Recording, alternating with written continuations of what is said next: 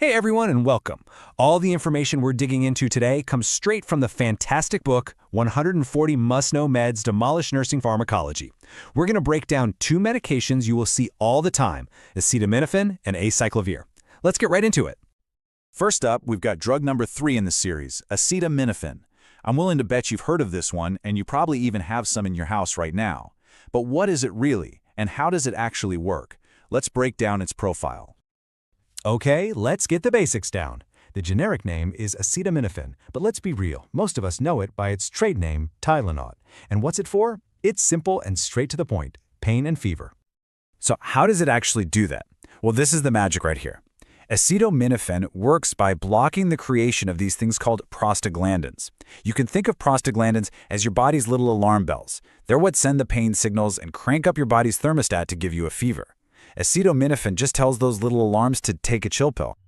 And that brings us to its official classification. Therapeutically, it's known as an antipyretic, which is just a fancy way of saying it reduces fever, and a non-opioid analgesic. Now, that non-opioid part is absolutely crucial. It means it relieves pain without being an opioid, which is a massive distinction in healthcare today. All right, so we know what it is, we know how it works. But now we get to what is arguably the most important part, especially for anyone in a clinical setting, the critical nursing considerations you absolutely, positively have to know. Burn this number into your brain, 4 grams. That is the absolute maximum daily dose for a healthy adult. So why is this so critical? Well, your liver is what processes this drug, and going over that 4-gram limit just completely overwhelms it. It can lead to severe hepatotoxicity, which means major liver damage. And the risk doesn't stop there. It can also hurt the kidneys and the heart. This limit is not a suggestion. It's a hard stop. And here are the other key things to keep in your back pocket. First, if an overdose does happen, the antidote is acetoacetate. Knowing this can literally save a life. Second, if you have a patient on warfarin, a super common blood thinner, you have to be careful. Acetaminophen can increase the risk of bleeding, so you've got to monitor them closely. And finally, it can actually alter blood glucose readings, which is incredibly important to remember when you're caring for a patient with diabetes. So that's the story on our pain and fever fighter, acetaminophen. Now, let's completely switch gears to our second medication, which is built to fight a totally different enemy. This is drug number 4 in our series, acyclovir. And just like before, let's start with the basics. The generic name is acyclovir, and you'll often see it under the trade name Zovirax. Its indications are very specific.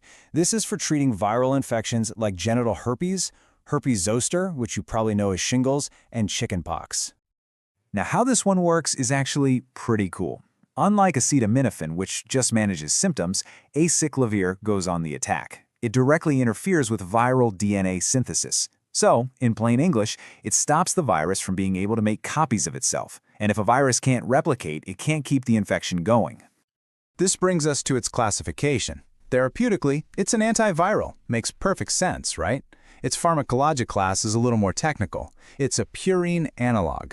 All that really means is that its chemical structure is a lot like one of the building blocks of DNA, which is exactly how it fools the virus and stops it from multiplying. And of course, just like we did with acetaminophen, let's focus on the essentials for patient safety. What are the critical nursing considerations you need to have on your radar when it comes to acyclovir? Okay, there's a lot to unpack on this slide, and it's all serious business. Acyclovir can cause some significant side effects, including seizures and even renal failure. You see renal failure on that list? That's precisely why that second point is there. You always have to monitor the patient's renal panel, their kidney function, during administration. It can also trigger a severe, life-threatening skin condition called Stevens-Johnson syndrome. Beyond just watching for side effects, you have to assess the patient's lesions to see if the drug is working. And finally, patient education is huge, especially instructing them on using proper protection during intercourse if they're being treated for genital herpes. So, we've looked at a drug for pain and fever, and a drug that fights viruses. To really make this stick, let's put them side by side and highlight the main takeaways. This slide says it all, really. On one hand, you have acetaminophen. It's a non-opioid analgesic and antipyretic, and its whole purpose is to manage symptoms like pain and fever. On the other hand, you have acyclovir. It's a true antiviral designed to stop viral infections right at the source. Two totally different jobs, two totally different kinds of medications.